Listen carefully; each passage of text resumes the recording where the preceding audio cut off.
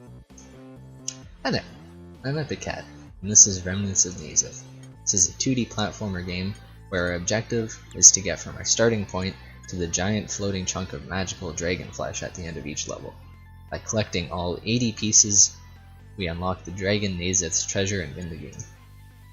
This is a very challenging and demanding game with a lot of mechanics built into it, so I just wanted to take 10 seconds to go over the very bare bones minimum of what you'll be seeing in this round. Aside from the directional inputs, we can also jump and double jump.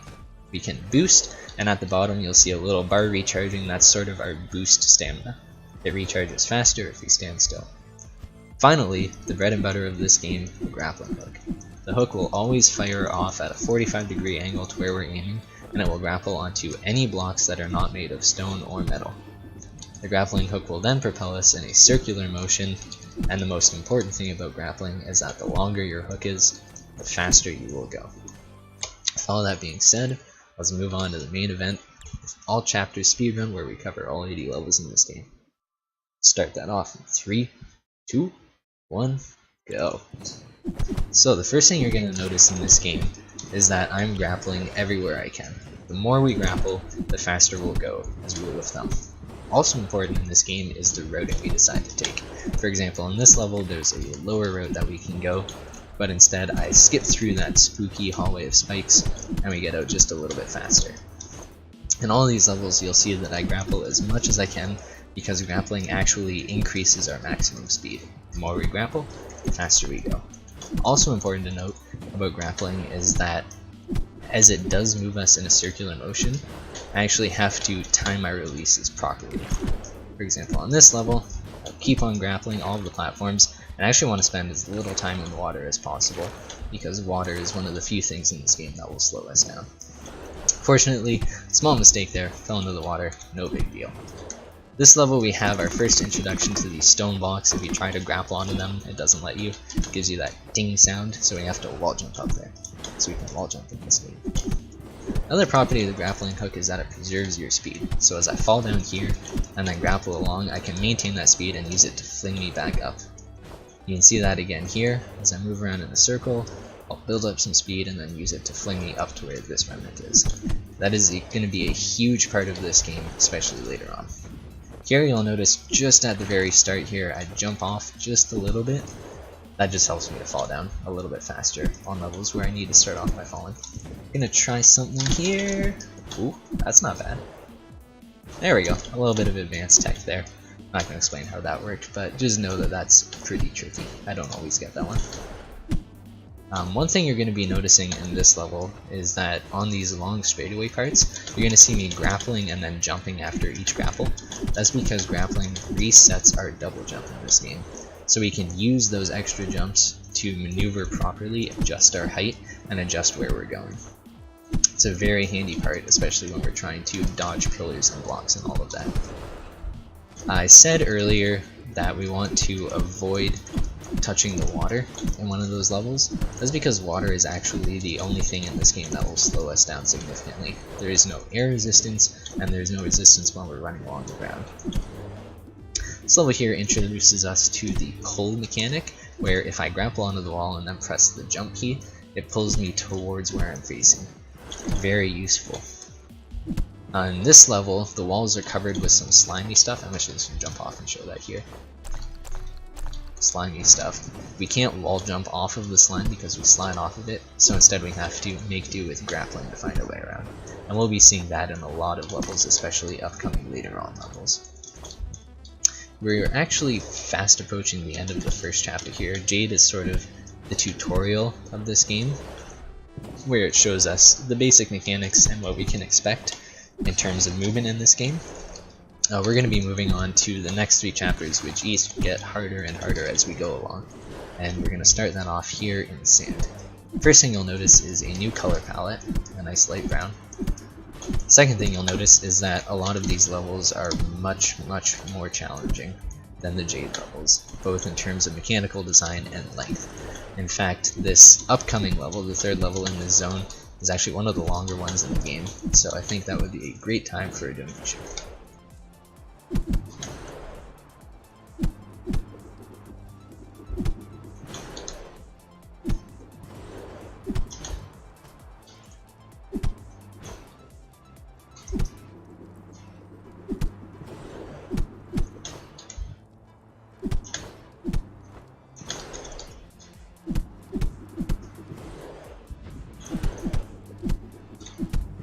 Awesome, thank you for that.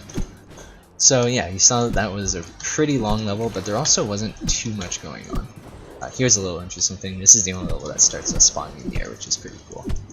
But yeah, the longer level didn't have anything super mechanically intensive going on, and that's a general trend in this game. Oh boy.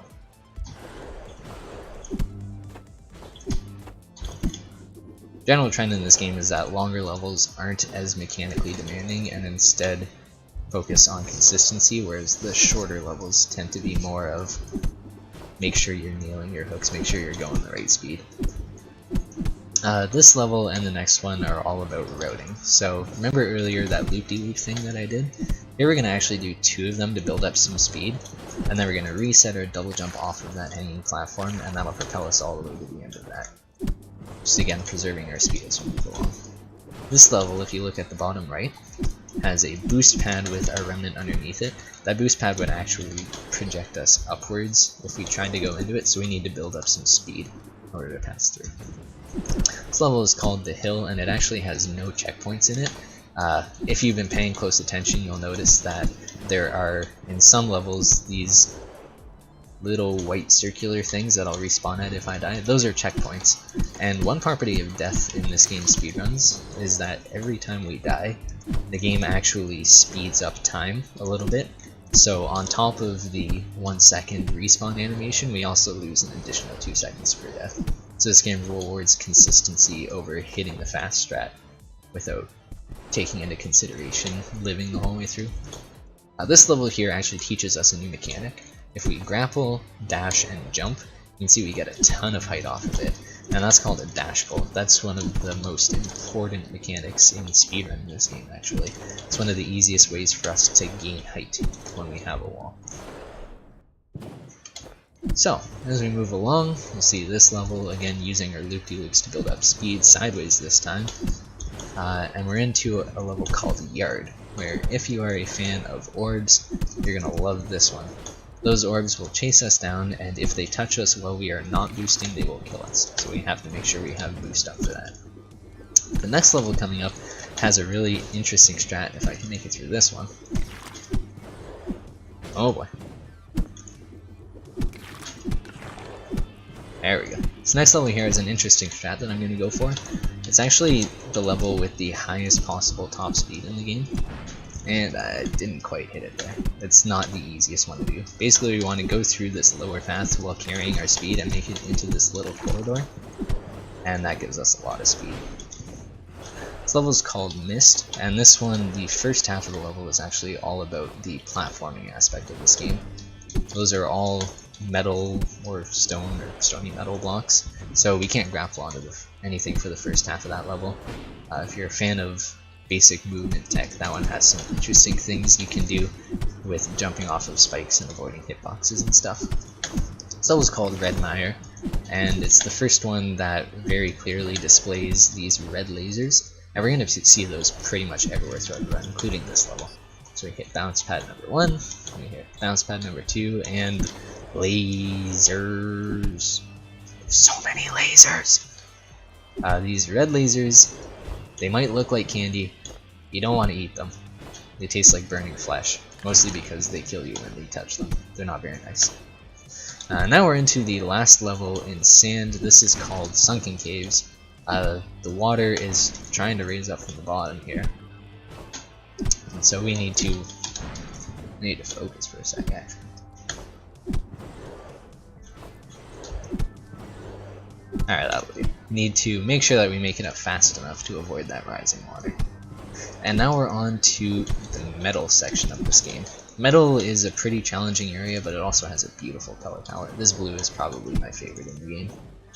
You can see more of these dash orbs that force us to manage our boost stamina effectively. And just a general thing about this zone is that it actively tries to kill us. Like, there will be saw blades popping out of places, there will be moving parts, there will be lasers that appear if you go too slow, all sorts of crazy things. It's actually in this level. These light beams that we're moving by, if we dawdle a little too much, they'll actually turn into red lasers and kill us. So that's not really nice. This level is actually pretty interesting. It's called Tunnel, and it has these hallways lined with our evil red laser Nemesis. But you can do some pretty fancy stuff with maintaining your speed, and it's a lot of fun to do. Excuse me. This next level coming up is Escape. It's a short mechanical level, but it also introduces us to these friendly yellow lasers, which we can both grapple onto and pass through. Very nice to us. These next 3 levels are going to have some saw blades, some laser beams, all kinds of crazy stuff happening, so I'm going to focus on that for a few seconds, and you can hit me with a donation.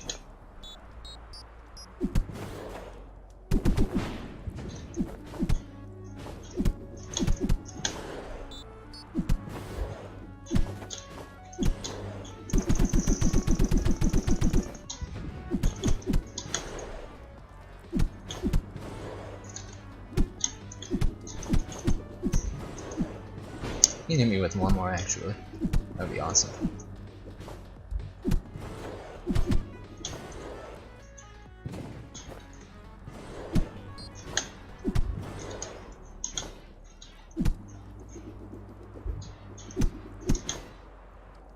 Awesome, thank you very much. So as we come back into it, we're approaching a very interesting looking level. This one's called Floodgate, and it's the only level where we have to dash and jump along water. And it's also the only level that features these really cool colored floating water blocks. You'll see them more at the end of the level here. I really wish they had used these more in the game because they're really aesthetically pleasing, honestly. Yeah, Floodgate. Interesting level. This level is called Scanner, and it's actually cycle based. I just missed a cycle there because I messed up a little bit of movement at the start. Alright, we can show it off here. If I make it up all the way and then boost jump, skip past that laser. Oh, alright, get to show it a 3rd time. It's like Christmas. Not so much now. There we go. Jump over the saw blades, boost past the saw blades. There we go. Hit a checkpoint and we're into this cycle-based room. There's actually an even faster cycle we can get, which is kind of scary to get into. But suffice it to say that that is a much more challenging area than it looks like. That was Redshift. There were portals in there. This is Plumber. There's also portals in here. Don't ask how the portals work because nobody really knows their magic. I don't know. Portals have always been my nemesis in this game, so I just pretend to not know anything about how they work. So this level is called Zigzag, and it's got our evil red lasers, our neutral yellow lasers, and actually also has this kind of, sorry, our friendly yellow lasers also has that orange laser that we grappled onto, which is kind of neutral. It's like that person that you see from time to time, don't really hang out with them, but you like nod at each other as you pass by. We can grapple onto orange lasers, but we can't move through them. This level is called Elevator. It's got spikes everywhere. It's very spooky. We make it through, and now we're on to another spooky level. This is called Wall of Shear, and it's got this giant wall of moving saw blades. Remember I said this zone goes out of its way to kill you? This is like prime example here. We make it through, and we are fast approaching the end of the metal zone. This level is called Techie. It's a very technical level to complete for the first time. It's also a extremely technical level to speedrun. The IL strats on this are absolutely mind-boggling. But we make it through, no problemo. We're on to Shaft, which is a pretty easy one all things considered, and now we're into Crystal, the final chapter of this game, and also by far the most challenging. You're gonna see me die a lot, I can promise. The first thing you'll notice about this zone is that there's saw blades everywhere. Like, look at this. Why are there that many saw blades? Nobody should own this many saw blades. They're sharp, they're mean, they spin. And then there's like, hey, there's even more saw blades. So yeah, once you're done admiring the saw blades, you also probably notice that there are spikes everywhere, there are lasers everywhere, and there's also even more saw blades. Like, right here, even more saw blades. They're everywhere. This zone is absolutely terrifying to play through your first time and just as terrifying to speedrun. There's actually only one recorded deathless run of this chapter, and it was by me, and considering how much I'm dying here, you can tell how often I'll be able to do that. This level is just unforgiving, or sorry, this area is unforgiving. And when there aren't levels that are trying to kill you, like that last one was, there are levels like Bandicap, which are extremely long, and we'll see a whole bunch of even longer levels as we go along. Bandicap is filled with our neutral orange lasers, and this level really favors consistency over anything else. The second you try to go super fast on it is where it'll get you. So just making sure to nail these hooks, making sure to nail these jumps, nail this last fall at the end, and we make it through. Awesome. Now we are on to Limbo, and you can probably guess why this level is called that. One property of red lasers that was never mentioned before, because it didn't show up, is that we can actually grapple through them into whatever is behind them, which makes this level's gimmick possible. Make it through, and now we're into Old Way. Here we need to hold on to our jump a little bit longer, and for the rest of the level you'll probably just notice a lot of spikes. Those little crystals are spikes, in case nobody noticed. Yeah, once we make it through, we are on to Crossfire, which is probably my least favorite level in this zone. Mostly because it has these flying orbs that are also homing missiles, and they can sort of fly in off screen where you don't expect them to be and just kill you. This level is extremely annoying, particularly for me, I find. I don't know if other people who run this game have the same issue with this level, but I just find that those homing missiles tend to get to me a lot of the time. Thankfully we're done with that. We are on to Detour, which features these slow moving back and forth lasers that sort of follow us around. They're actually really slow moving, and it can kind of get to you sometimes, where if you try to go a little too fast or a little too slow, they might end up hitting you. This is Vertigo, and Vertigo has a cool IL strat that I want to try to go for here. Oh, he made it! Nice! I don't always get that one. This is Surge. The water is chasing us just like in the Sunken Caves level, but we're too fast for it this time. And we move straight on to Metamorphosis. Metamorphosis is one of the 3 monster levels in this zone. There are 3 levels, I guess technically 4, but I'm going to stick with 3. There are 3 levels that are extremely long and mechanically intensive. I say maybe 4 because there's a 4th one that's long and also pretty challenging, but I don't think personally it's on the same level as these 3. You'll notice in these levels there's a lot of moving parts, there's not very many checkpoints, and there are things like this corridor. Like, holy smokes, too many saw blades for comfort. There'll also be a lot of moving saw blades and moving things, they're just really spooky. Now we're on to Hall of Despair. This features 1x1 blocks with saw blades around them, so you can't get too close to them, and also these blocks are timed blocks, so you can't grapple onto them for more than half a second before it forcibly removes your grappling hook. Kinda spooky. This is the second monster level. This is called Ascend. I had hoped that I'd be able to go for something there, but once you die at the start, it's impossible to go for it again. So we're gonna go the slow way, and saw blades, again, as always. They never stop. They haunt me in my dreams. This level we're trying to get to the top, avoiding the saw blades, avoiding the spikes. And this level is notorious for having both a challenging start and an ending that is incredibly difficult to optimize. Getting through that last part, while also having the correct amount of boost while also going as fast as possible. Very challenging. This is Heretic. There's really not much to say about this one.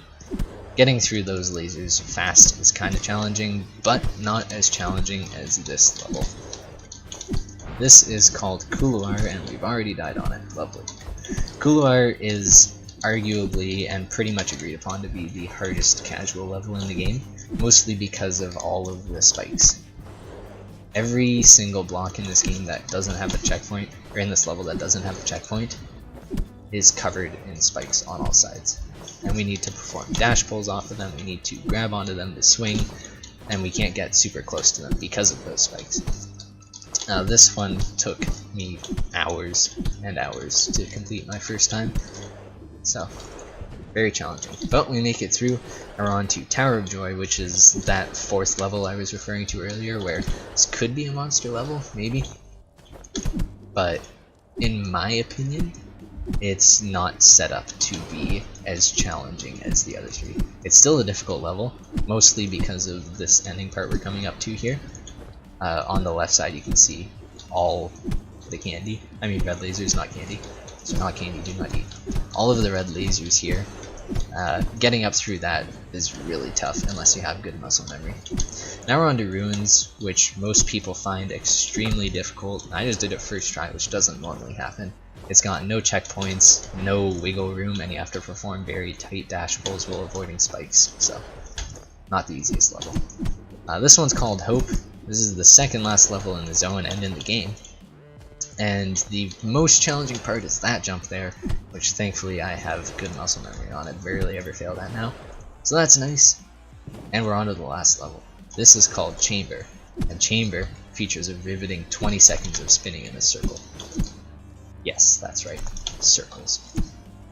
On the right side, you see those 2 saw blades that are slowly spreading apart. We need to wait for those to actually be large enough for our character to fit through.